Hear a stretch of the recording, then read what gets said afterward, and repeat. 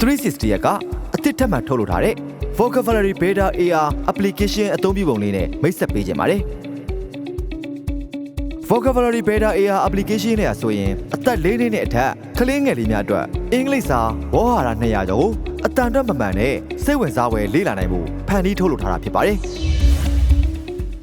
ပထမဆုံးအနေနဲ့ Facebook သို့မဟုတ် Gmail အကောင့်ဖြင့် login ပြုလုပ်ပေးရမှာဖြစ်ပါတယ်။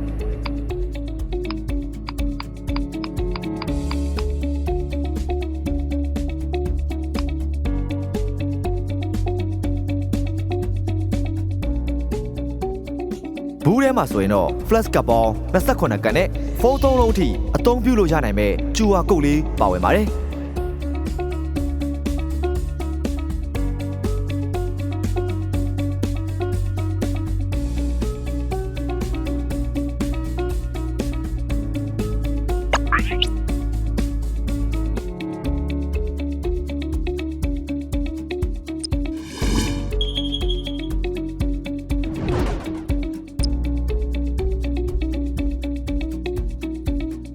AR session ကိုဝင်ပြီးတော့ flash ကတ်လေးတွေကိုစကန်ဖတ်လိုက်တဲ့အခါလှပချစ်စရာကောင်းတဲ့ကျုပ်ကြွလေးတွေပေါ်ထွက်လာမှာဖြစ်ပြီးတိကျမှန်ကန်တဲ့အတန်ထွက်လေးတွေကိုချစ်စပွဲအလွယ်တကူလေ့လာနိုင်မှာဖြစ်ပါတယ်။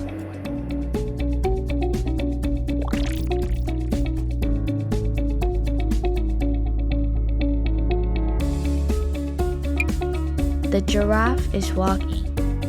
The deer is walking. The deer is running. ဝေါ်ဟာရလေးတွေကိုအစားအစာအဝတ်အထည်ရေမျိုးစားစသဖြင့်လေ့လာလို့တဲ့အုပ်စုလေးတွေအလိုက်လဲခွဲထားတာမို့အုပ်စုတစ်ခုပြီးတစ်ခုသင်ပေးလို့ရမှာဖြစ်ပါတယ် Blouse,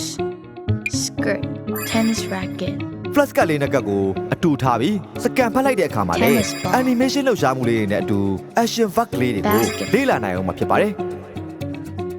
Basketball.